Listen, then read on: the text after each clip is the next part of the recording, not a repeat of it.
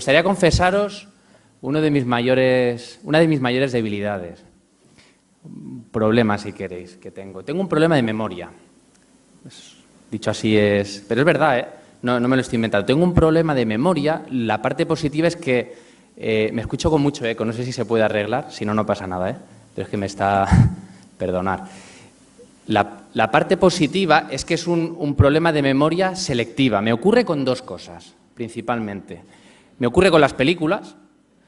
Puedo ver una película hoy, literalmente, verla atentamente, no me duermo. Cuando veo una película, pues no me duermo, me gusta verla y estar atento, pero mañana no me acuerdo prácticamente de nada. No me acuerdo del argumento, no me preguntéis por el nombre de ningún personaje, imposible, y no me acuerdo para nada del final. El lado positivo es que puedo verla tantas veces como quiera, ¿no? Que siempre es una película nueva. Pero me ocurre también, y eso ya es más grave, con las personas. Me ocurre que cuando conozco a alguien, me presentan a alguien, nos decimos los nombres, ¿no? Y al rato ya no me acuerdo cómo se llama. A los días, si le veo por la calle, es posible que no recuerde su cara. Y a lo mejor le he conocido y he hablado, pero ostras, no, me suena de algo, pero no sé de qué. Y creo que le conozco, ¿o no? Es un problema. Mi mujer dice que no es un problema de memoria, que es un problema de falta de atención, ¿no? O bueno, eso es una discusión que tenemos nosotros, un debate. Pero bueno, la realidad es que esto me ocurre, ¿no? Y con las personas, pues a veces me ha llevado a pasar por malos tragos. Me ha ocurrido que me he encontrado con algún problemilla, ¿no? Que me ha puesto la cara colorada. El último hace poquito, hace menos de un mes.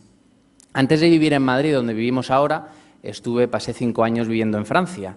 Y allí, pues bueno, conocí a gente en distintos ámbitos. Primero en la universidad, luego en el trabajo, en la iglesia. Y una de las personas, un buen amigo que hice en la iglesia allí en Toulouse, en Francia, nos invitó a su boda a principios de diciembre. Y yo sabiendo que tengo este problema, dije, Raquel, tenemos que hacer un repaso de las personas con las que yo me conocí allí, no me veía, y que creo que van a ir a la boda, ¿no? A ver si voy a meter la pata. Así que nada, yo además no tengo Facebook, que eso no ayuda. Entonces, bueno, Raquel, que solo estuvo un mes en Toulouse, pero que sabe mejor los nombres que yo, me iba diciendo más o menos, tal. Bueno, pues un poco me fui ya con la idea más o menos clara de personas, caras, nombres. Pero aún así me sentía que me bailaban cosas, ¿no? Así que bueno, yo llegué a Toulouse y me vi con un buen amigo allí, me vino a buscar al aeropuerto y le dije, Adrià se llama, digo, Adrià, vamos a desayunar antes de la boda y por favor vamos a hacer un repaso último para que esté todo bien asegurado. Así que nada, fuimos a desayunar, hicimos el último repaso, todo ya perfecto, yo con seguridad a la boda. Y fue llegar a la ceremonia, a la boda, había una especie de mesa y una fila donde los invitados pues, nos íbamos colocando y nos daban un poco la bienvenida, nos recibían, ¿no? Pues me coloqué en la fila y de repente una mano sobre mi hombro por detrás. Y el corazón, bum, bum, bum. Digo, venga, va, Óscar, que te lo sabes, seguro que te lo... Y me dice, hola, Óscar. Y me giro, digo, no sé quién eres. Pero no se lo dije, claro, yo digo, ostras, me suena un montón, pero este no estaba en la lista, ¿no? No lo hemos repasado. Y entonces yo supongo que me vio la cara y me dijo, ¿sabes quién soy, no? Y claro, ahí yo digo, tengo dos opciones, o decirle que no, la verdad, y decirle, mira, es que no me acuerdo. Pero claro, digo, ¿cómo le voy a decir eso si a lo mejor ha estado una semana viviendo en mi casa y durmiendo y no me acuerdo ahora mismo? Pues mentí como un bellaco y dije, hombre, ¿cómo no me voy a acordar? ¿Cómo no me...? Y mentí, la verdad. Claro, yo mentí. Y en ese momento mi cabeza empezó, bum, bum, venga, Óscar, intenta, ¿de dónde puede ser? ¿De la iglesia? A lo mejor al principio y coincidiste poco. Y empecé. Y en cuanto pude dije, venga, voy a preguntar a otros, cuando dejé de hablar con él, a ver que me digan quién es, ¿no? Para no meter la pata. Bueno, pues empecé a preguntar y resulta que la gente que le preguntaba, todo el mundo decía, yo creo que es... Y cada uno me iba diciendo algo. Ostras, ya a mí me parece, y yo, no puede ser.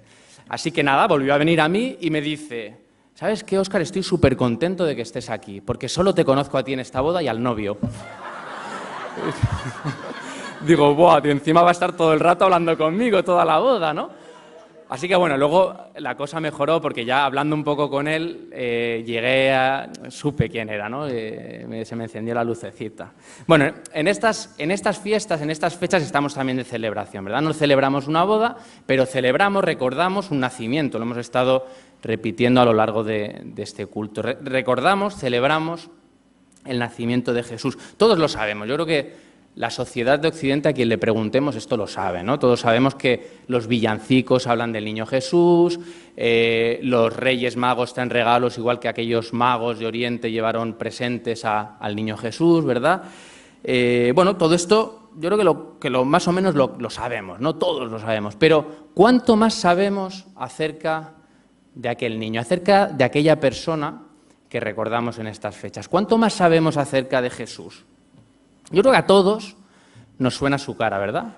¿No? Si le vemos, decimos, yo creo que Jesús, ¿no? Para mí Jesús, a todos nos suena su cara, pero creo que es relevante y es importante y es vital, hoy se ha hablado también de las cosas que son vitales, creo que es vital y es importante que en estas fechas, sobre todo, en las que recordamos y celebramos su nacimiento, oye, pues nos planteemos ciertas preguntas que deben ser contestadas para todos nosotros, ¿no? La primera y fundamental, Luis también la mencionaba al principio del culto, es ¿quién es Jesús para ti? ¿Quién crees que es Jesús? ¿Quién crees que fue Jesús? ¿Te suena su cara? ¿Solo te suena su cara? ¿Sabes algo más? ¿Quién crees que es Jesús para ti? Segunda pregunta, y yo creo que mucho más importante y relevante. Bueno, ¿quién fue realmente Jesús? Porque para ti puede ser alguien y resulta que quien puede ser para ti no sea realmente Jesús. ¿Quién es realmente Jesús? La segunda pregunta importante en la que me gustaría que meditemos en esta mañana. Y la tercera, ¿quién puede revelarnos la verdad acerca de él? ¿No? Cuando tenemos tal abanico de posibilidades, de opiniones acerca de quién fue Jesús, de su persona, ¿no? Bueno, ¿quién puede poner un poco de luz en todo esto? ¿Quién puede decirme quién fue y quién no fue Jesús? ¿Cómo saber la realidad? Bueno, pues para tratar de contestar y de reflexionar en estas preguntas, me gustaría que lo hagamos en base al texto que nos ha leído Joan Marc al principio, que se encuentra en Mateo 16, Mateo capítulo 16, versículos del 13 al 17. Un texto relevante, ¿no? Y sabemos de su relevancia porque en la Biblia se hace mención a este texto, o se recuerda este texto en varios puntos, pero sobre todo porque este texto lo recogen, o este episodio, este suceso, lo recogen 3 de los 4 evangelios, lo cual muestra su relevancia, ¿no? Su importancia.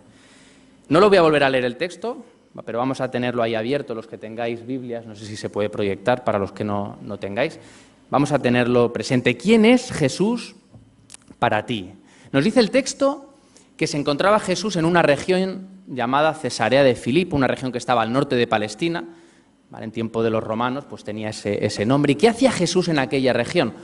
Bueno, Jesús se dedicaba, nos dicen los evangelios, a 3 cosas principalmente. Su ministerio se resume en tres cosas, en 3 actividades. A recorrer las aldeas, haciendo ¿qué? Aldeas y ciudades de toda Palestina, haciendo ¿qué? Enseñando en las sinagogas de los judíos, era un maestro, predicando el evangelio del reino, era un predicador, y sanando toda enfermedad y dolencia, ¿no? Ayudaba también a los necesitados. En eso se resume el ministerio de Jesús en la tierra. ¿Y qué ocurrió? Pues imaginaros, un maestro como no había habido antes, un predicador como no había habido antes, y alguien que era capaz de hacer milagros, de sanar a los enfermos, pues su fama subió como la espuma, ¿no? Todo el mundo hablaba de él y todo el mundo, nos dicen los evangelios, de todas las regiones de Palestina acudían a él para ser sanados, algunos también para escuchar sus enseñanzas, los menos, ¿no? Sí que habían interesados, pero sobre todo los intereses eran más físicos y materiales, ¿no?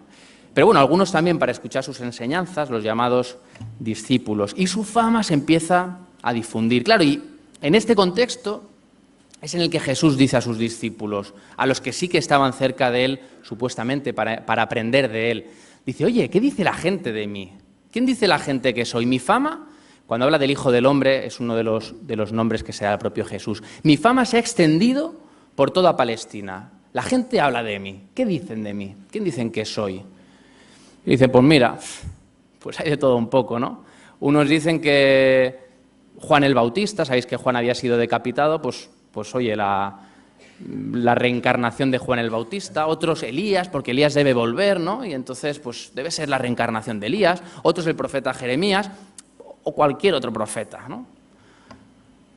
O cualquier otro profeta. Como vemos en este relato, lo que ocurría entonces ocurre todavía hoy, ¿no? El otro día veía un vídeo, para preparar el mensaje, un vídeo precisamente sobre este tema, ¿no? Una persona que iba por la calle preguntando a la gente, aleatoriamente, ¿quién es para ti Jesús? ¿Quién crees que es Jesús?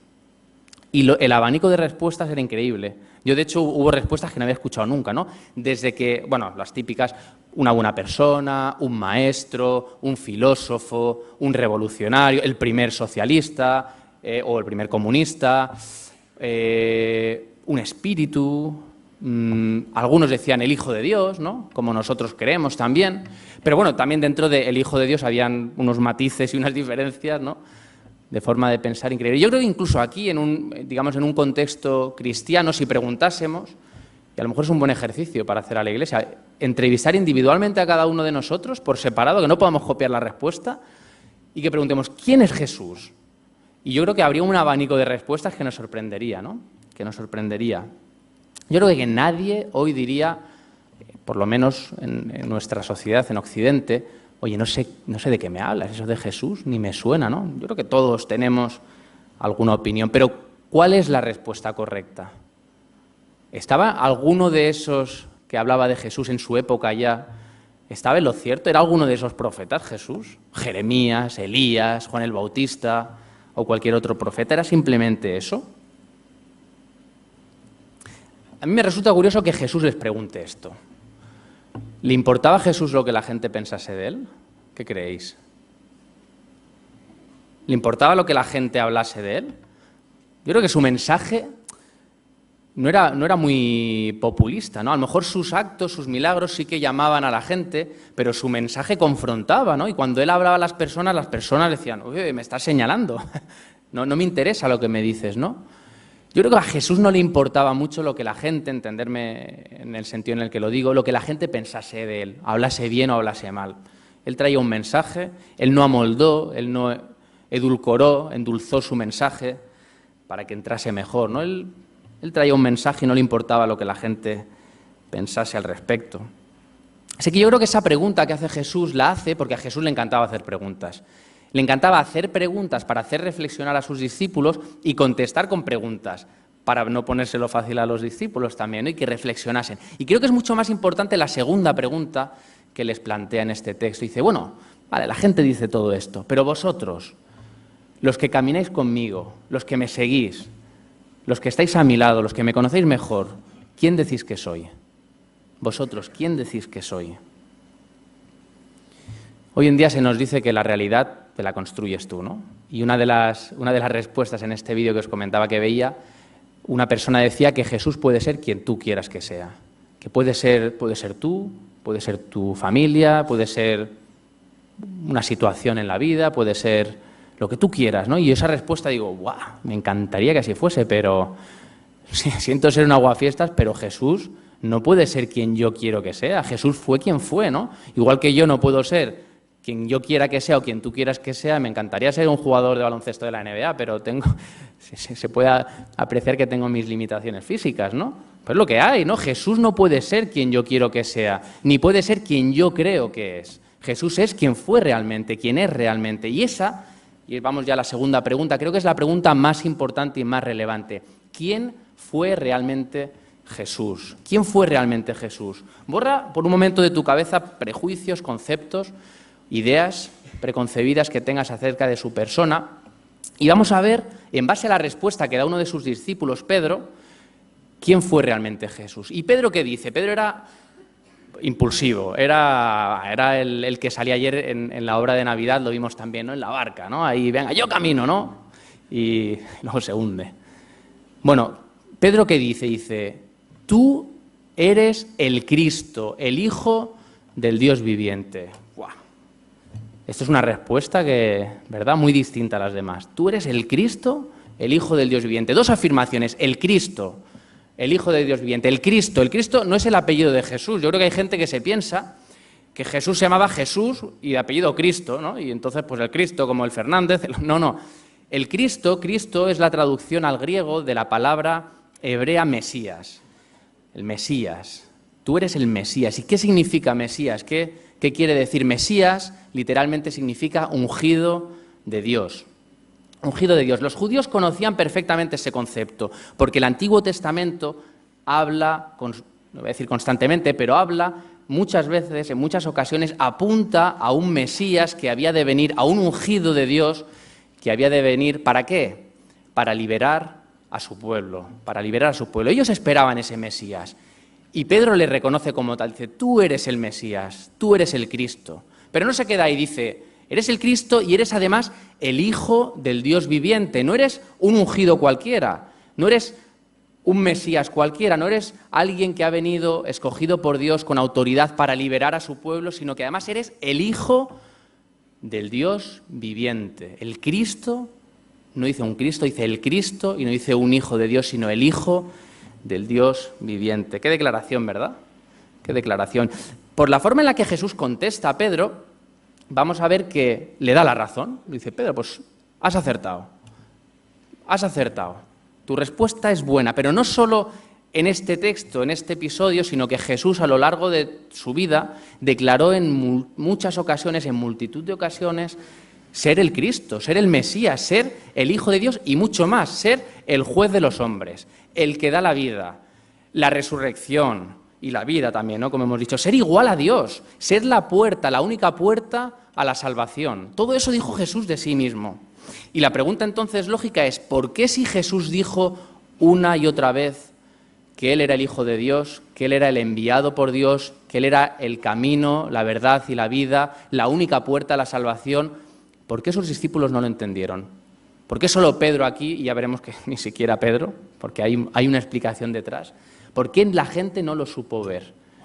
¿Por qué los judíos no lo supieron ver? ¿Por qué acabó sus días en una cruz clavado y abandonado por todos? Si le esperaban, ¿no? Esperaban al Mesías. ¿Qué pasó ahí? ¿Qué pasó? Bueno, pues que esperaban otro tipo de Mesías. Los judíos esperaban otro tipo de Mesías. ¿Cómo iba a ser el Mesías? Un hombre que había nacido, no había tenido ni un lugar en un mesón, en una posada donde nacer, sino que había nacido tirado en cualquier parte y puesto en un pesebre donde comen los animales.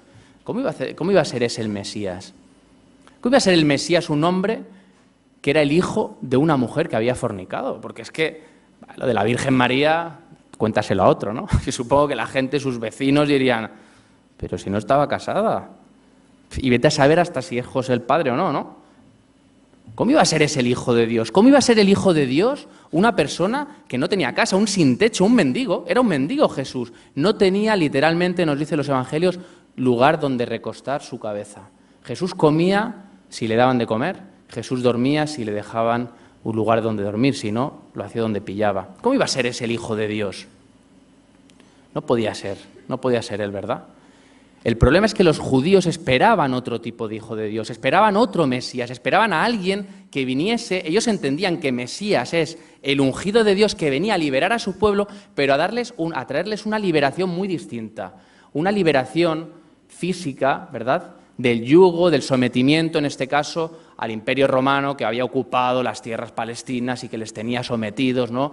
Aunque había puesto ahí un rey vasallo que era más o menos cercano supuestamente a los judíos, pero de esa esclavitud, de algún modo, vendría a liberarles el Mesías.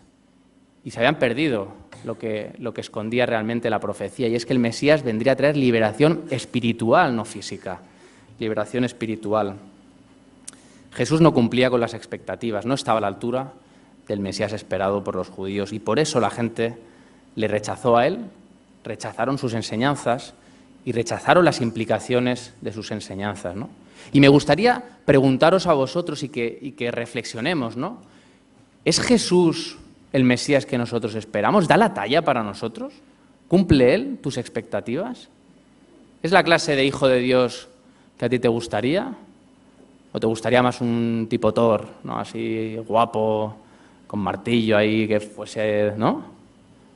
¿Es Jesús el tipo de Mesías que tú esperas? ¿Es el Hijo de Dios que tú desearías tener, que tú deseas tener?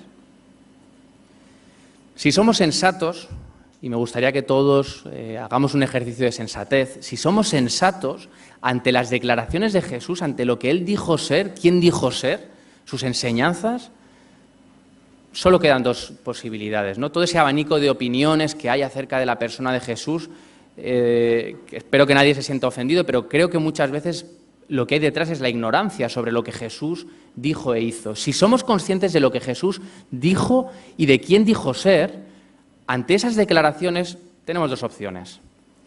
O creemos lo que Él dijo, o creemos que Él fue realmente el Hijo de Dios, el Cristo, y por lo tanto, pues nos sometemos a eso, ¿no? Le obedecemos, deseamos conocerle más, le damos a conocer a otros, porque es relevante, es importante. Si Él fue realmente quien dijo ser, ¿cómo no voy a hablar? ¿Cómo no voy a seguirle? ¿Cómo no voy a obedecerle, no?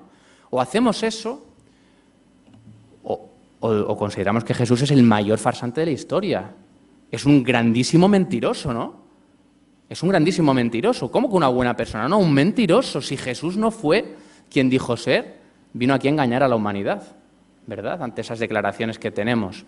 O me posiciono en un sitio, me posiciono en el otro. Lo que pasa es que no nos gustan los extremos. A las personas nos gusta movernos, ¿no? Las medias tintas, movernos en tierras tranquilas. Y entonces, los que hemos decidido creer que Él es quien dijo ser, preferimos creerlo, pero a nuestra manera, ¿no? Y decir, bueno, yo creo en Jesús, creo que Él fue el Cristo, el Hijo del Dios viviente, pero a ver, todo lo que dijo en realidad, a ver, muchas enseñanzas son espirituales, no son reales. O sea, al final hay que contextualizar y aquello que dijo es porque lo dijo a una época, ¿no?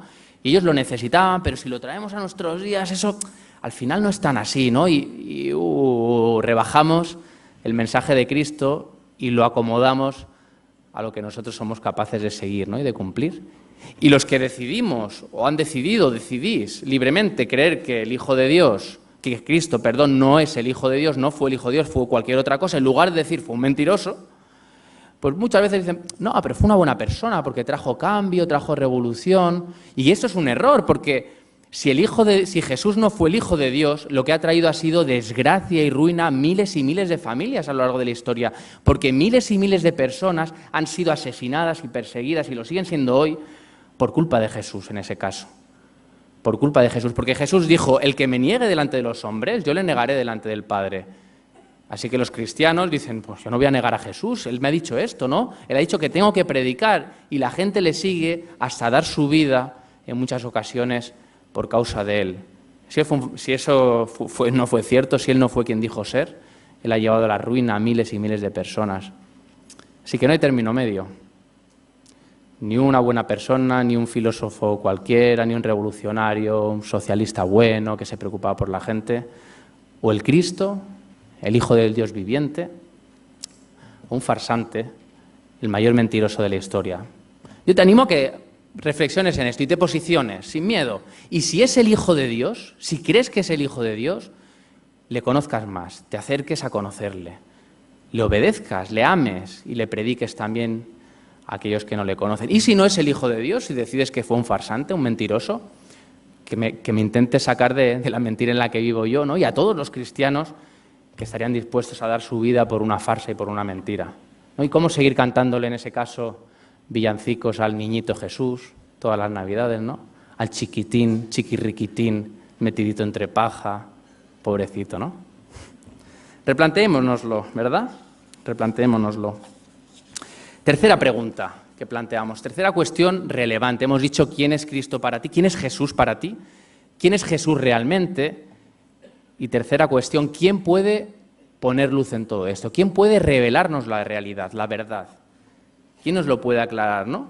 ¿Cómo estar convencido de quién fue Jesús cuando hay tantas teorías, ¿no? ¿Cómo lo tenía tan claro Pedro? Es otra de las preguntas que nos podemos hacer. ¿Cómo Pedro lo vio tan claro? La gente decía lo que decía y Pedro, tú eres el Cristo, el Hijo del Dios viviente. ¡Pum! Has dado en el clavo, le dice Jesús. ¿Cómo lo tuvo tan claro Pedro? Hay un dicho que dice, miente, miente, que algo queda, ¿no? Y hoy en día está bueno, un poco de actualidad porque se habla mucho de las fake news, ¿no? Estas noticias falsas que salen de alguna manera promocionadas por medios o particulares que lo que buscan es desinformar o malinformar para que la gente creamos cosas que realmente no han sucedido, pero pensemos que han sucedido, ¿no? Muchas veces ni se llega a saber la verdad, o si algún día se sabe que eso no era cierto, bueno, algo ha quedado, ¿no? Algo se nos ha quedado y pensamos que, bueno, cuando el río suena, ¿no? También se dice, agua lleva. Eso mismo podemos pensar, y tal vez os estéis también preguntando algunos o estéis pensando algunos, podemos pensar lo de los evangelios. Bueno, claro, es que tú te estás basando en una declaración o en la historia de Jesús, en lo que él dijo, pero lo que recogen los evangelios. Y a mí me han dicho, o yo he escuchado por ahí, que los evangelios pues han llegado a nuestros días como han llegado y que la Iglesia los ha trasteado como ha querido y que hay evangelios que nos cuentan, que nos hablan como de la cara oculta de Jesús, ¿no? Y vamos, que son fake news, que los evangelios son fake news. Entonces, si no sé si lo que Jesús dijo y se recoge en los evangelios fue cierto, ¿cómo posicionarme, no? Bueno, podría hacer una defensa de todo esto, decir que no es cierto, que los evangelios que nos han llegado a nuestros días, la Biblia que nos ha llegado, es muy fiable y recoge verazmente lo que Cristo hizo en base a los originales o los textos que se han encontrado, la similaridad de lo que se parecen a los originales, en base a los hallazgos arqueológicos, en base a los escritos que otros autores seculares, laicos, han hecho sobre Jesús, pero creo que no es relevante. Que no es relevante porque creo que ese no es el problema, no es lo que nos impide creer que Jesús fue quien dijo ser. ¿Por qué? Porque fijaros que los que vivieron con Jesús, los que andaron con Jesús, los que escucharon su mensaje, sus discípulos, muchos de ellos le abandonaron, no creyeron que Él era quien dijo ser, y ellos no tenían los evangelios. El problema no es el medio por el cual nos ha llegado la vida de Jesús escrita, ¿no? Y podemos conocerle. Ese no es el problema. La Biblia nos dice por qué es difícil o por qué no podemos acceder a Cristo, creer en Jesús únicamente leyendo lo que dice la palabra de Dios. Nos dice que es importante, ¿verdad? Dice que la fe, el creer en Jesús, viene ¿por qué? Por el oír. ¿Por el oír qué? La palabra. Debemos de conocer al Jesús histórico que nos revela la palabra de Dios, ¿verdad?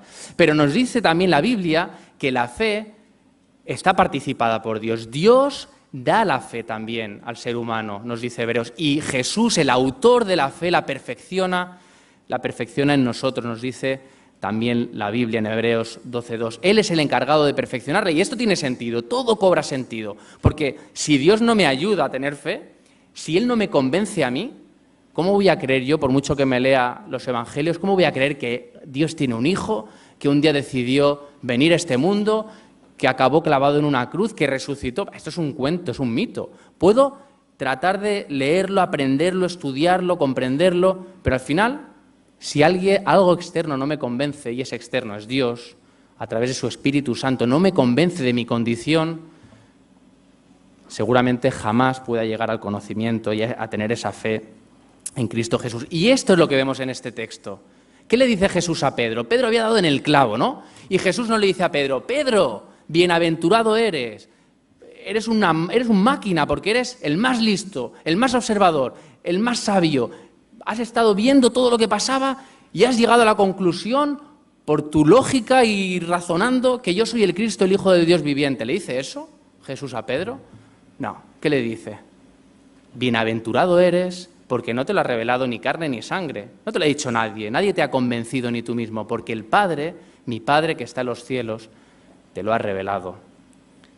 Mi Padre que está en los cielos te lo ha revelado. Y el Señor, nuestro Padre que está en los cielos, nos sigue revelando hoy que Jesús es el Cristo, el Hijo del Dios viviente. Se sigue manifestando hoy, nos revela no solo el Jesús histórico que podemos conocer a través de la Biblia, sino que revela a Jesús y nos revela a Jesús a nuestros corazones también, para que creamos que Él es quien dijo ser, que Él es el Cristo, el Hijo del Dios viviente. Así que cuidado con empeñarnos en racionalizar la fe.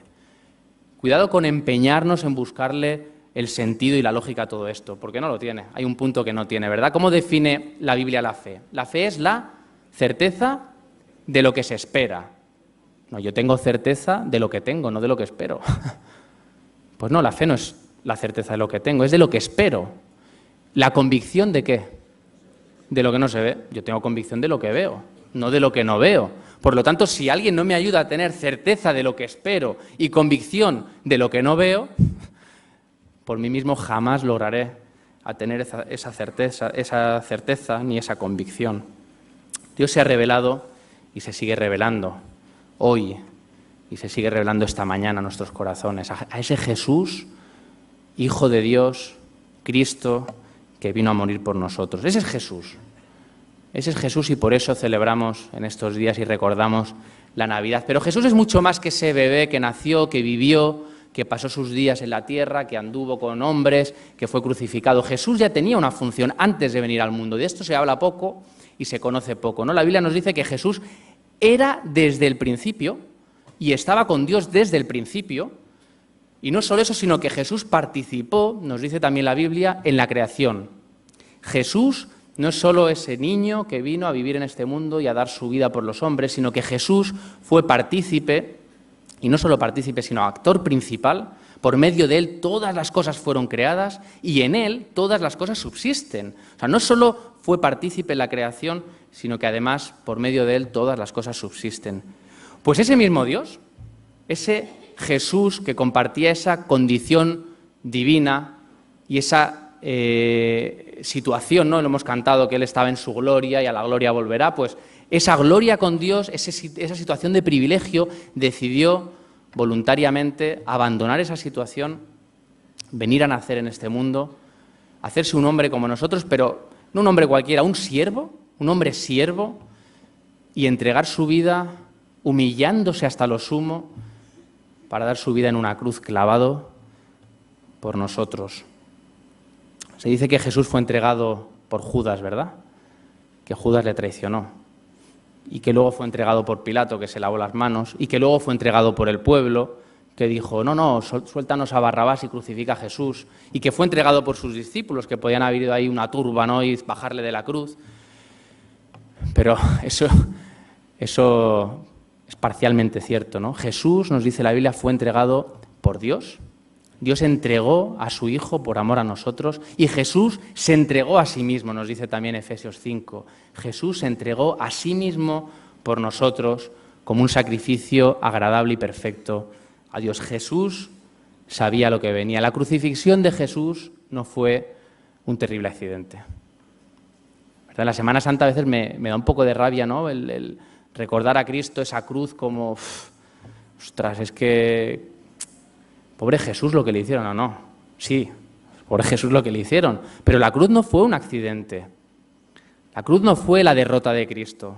La cruz estaba prevista por Cristo. Jesús sabía que al mundo venía a sufrir mucho y a ser rechazado. Él lo sabía desde el principio, desde que no encontró lugar en un mesón para él, para el Hijo de Dios, hasta que fue rechazado a lo largo de su vida por todo el que se acercaba, ¿verdad? Por su familia, por su ciudad, por sus discípulos. Jesús lo sabía. Y aún así Jesús dijo, es necesario que yo padezca mucho y que sea rechazado por toda esta generación. Es necesario, y yo me pregunto, ¿por qué es necesario? ¿Por qué era necesario que el Cristo, el Hijo del Dios viviente, padeciese mucho y fuese rechazado por todos nosotros? Bueno, la explicación es más o menos lógica, ¿no? Dios es justo, por naturaleza. Él es justo. Y nosotros que no somos capaces, somos incapaces de cumplir sus mandamientos, ¿no? Pues digamos que el resultado de ese incumplimiento, merecemos un castigo, ¿no? Estamos condenados a morir, ¿no? A morir, y no solo físicamente, sino espiritualmente, eternamente. Y Dios tiene que darnos ese castigo, porque Él es justo, y si Dios nos perdonase sin más, estaría siendo injusto, se negaría a sí mismo. Ante esa situación dice, bueno, pues o condeno a toda la humanidad o hago otra cosa, ¿no? ¿Qué otra cosa podía hacer? ¿Qué otra cosa podía hacer Dios para no condenarnos a todos nosotros como mereceríamos? Bueno, pues poner a alguien que ocupase nuestro lugar, ¿no? Pero no alguien cualquiera, tenía que ser un justo ocupando el lugar de todos los injustos. Y por eso era necesario que el Hijo de Dios, el Cristo, muriese clavado en una cruz, para que nosotros no seamos condenados eternamente, todos y cada uno de nosotros. Era necesario. Y estas son las buenas nuevas de la Navidad. Estas son las buenas nuevas de la Navidad. Estas son las buenas noticias, la maravilla de la Navidad. No que nos haya tocado el gordo, si os ha tocado a alguien, enhorabuena, pero eso no es lo más importante. No que el Madrid haya ganado 3 mundialitos, que es importante, pero no es lo más importante. No es eso, es que el Hijo de Dios, ¿verdad?, que compartía su gloria quiso dejar esa condición, abandonar esa posición y venir a este mundo a morir por nosotros pecadores, ¿verdad? Esa es la maravilla de la Navidad. Él pone hoy también, como aquel chico puso su mano sobre mi hombro, Él pone su mano sobre nuestro hombro y nos dice: hey, Juan, María, igual te suena mi cara, sabes más o menos quién soy, pero no te preocupes. Yo soy el Cristo, el Hijo del Dios viviente, y he venido a morir por ti, por tus pecados, y a traerte salvación y vida eterna. Así que aprovechemos, ¿verdad?, ese regalo. Ayer se nos hablaba también de ese regalo que no tiene precio, que es incorruptible. Aceptemos ese regalo, ¿no?, y celebremos la Navidad de manera plena, que Cristo, el Hijo del Dios viviente, vino a este mundo a vivir y a morir por nosotros para darnos vida eterna. Vamos a orar. Señor y Padre, gracias por ese regalo, Señor, precioso, inmerecido, y porque por medio de él podemos nosotros tener acceso a esa vida eterna, Señor. Podemos tener una identidad en ti, podemos ser hechos también hijos tuyos, como Jesús lo es, Señor, y podemos también compartir ese privilegio. Señor, ayúdanos a posicionarnos, a amarte, Señor, y a obedecerte si creemos que tú fuiste quien dijiste ser, y a dar nuestra vida también por ti, Señor, si fuese necesario, a ser capaces de lo que sea, Señor, y a compartir ese mensaje con aquellos que no te conocen, Señor, para que un día también puedan ellos por lo menos tomar una decisión siendo conscientes, Señor, de las consecuencias. Gracias por este culto, Señor, gracias por toda la Iglesia, por cada una de las personas, Señor, y también por los jóvenes que han podido llevarlo, Señor. Bendícenos, danos un tiempo bueno en familia, que podamos compartirlo también, este regalo, con aquellos que no te conocen, Señor, y que tú pues dirijas todo lo que hagamos siempre en nuestras vidas, Señor, para darte a ti la gloria y la honra que solo tú te mereces. En el nombre de Jesús, amén.